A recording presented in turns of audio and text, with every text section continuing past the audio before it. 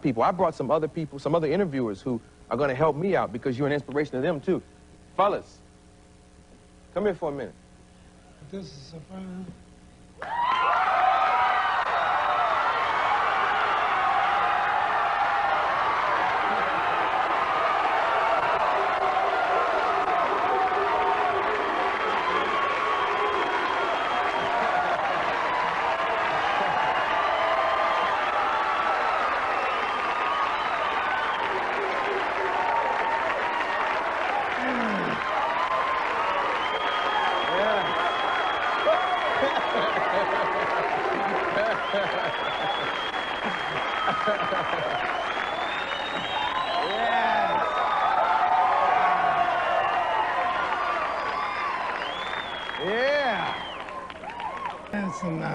Yeah, you were a dancer. You moved. I wasn't that powerful. I was so fast. Uh-huh. If he hit me, it's best if he catch me. Yeah. What would you say, Mike? I by no means, I'm vain. And I know I'm great, but can I tell you something? In this situation, every head must bow, every tongue must confess. This is the greatest of all time.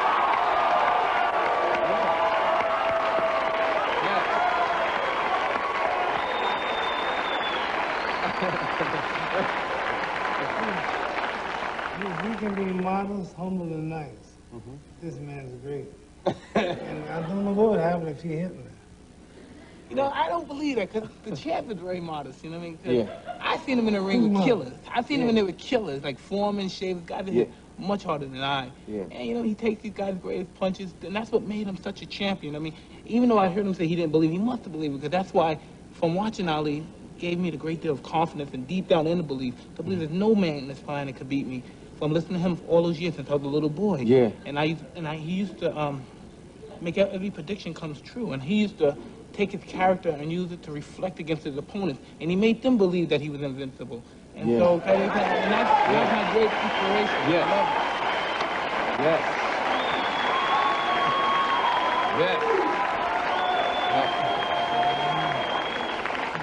It's real nice for him to pay a good compliment. But the man is great. You think he could hit harder than Ernie Shavers? What do I think? Are you colored?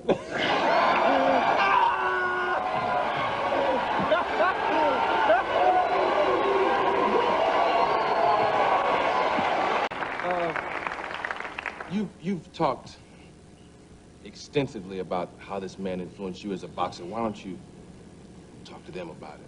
Well, it's no big secret that I emulate Muhammad and Sugar Ray Robinson because they transcended the sport of boxing. They brought entertainment to a sport that was highly criticized because of the nature of the sport. And I'd like to take this time to thank Ali because he made it possible for me and Mike to be in this position.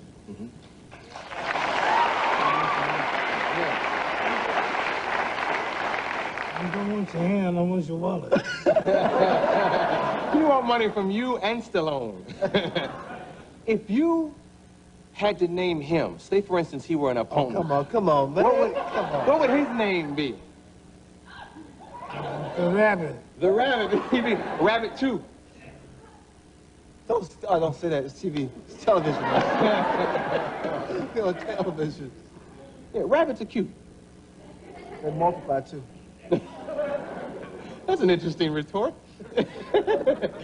You are a student of boxing. You study all these films. You got this stuff that you bore your friends with, make them watch and everything. Out of all your stuff you look at with Muhammad Ali fighting, what's your favorite? Muhammad Ali and Cleveland Williams. Really? That was a beautiful fight, man. That was artistic. It's Ali at his best. Excuse me? I wasn't even born. It was 66, wasn't it? Was it 66? It was 66 in Houston Superdome. Yeah. I was 10. I wasn't born yet, I don't believe.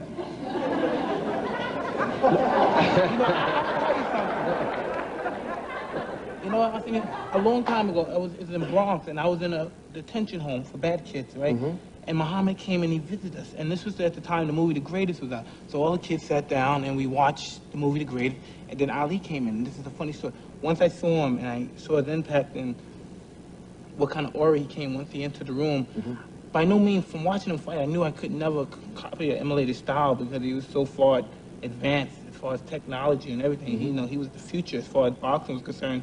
I said, I'm going to be like him. And I meant as far as being famous, having money, and just be me, the way I am now. You know what I mean? I said, that's what I'm going to do. I'm going to be just like this guy as far as success is concerned. I tell him this all the time. I must have been 10 years old then.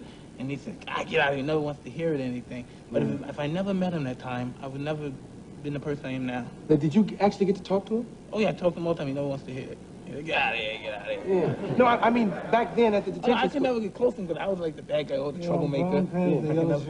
He had a brown pants, yellow shirt? Everybody had a brown pants, yellow shirt. You remember? Oh, everybody had that. Oh, okay.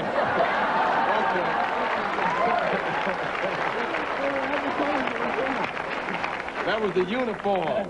No doubt. Now, what was it about that Cleveland Williams fight that you liked? Because you watch them, you know what I mean? That was him at marvelous physical shape. When you watch him in the later years, you know what I mean? His personality reflecting, you know what I mean? His characteristics, you know what I mean? And his character overwhelming everyone, you know what I mean? Because deep down belief. And totally manipulating the human mind at that time. And when fighters at particular times before him was just authentically tough. You hit me, and who's going to land the first blow? Yes, yes.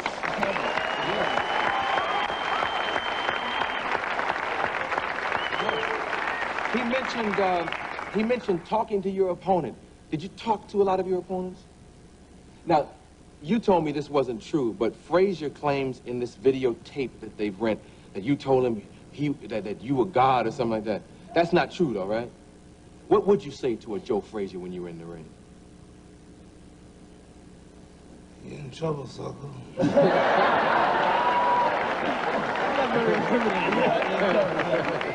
I'm not talking bad about you. Uh-huh.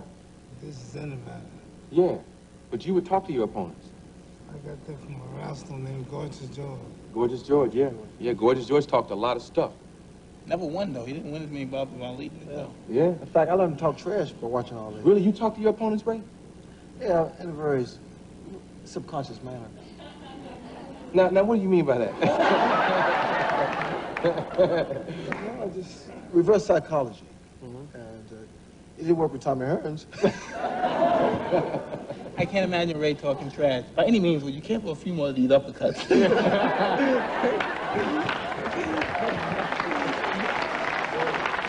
Do you talk to people, Mike? You talk to people? Mike doesn't have to talk to nobody. You've never talked to an opponent in the ring? You have? Yeah, Tyrell Big. Really? What'd you say to Tyrell? In one incident, he said, wow, you're throwing elbows too? I said, you're gonna die. Your elbows, you're gonna die. You know what? It's probably our pleasure to have this moment just to tell you how bad you are, man, and just sit down and kick it with you. You are truly the greatest of all times. Muhammad Ali.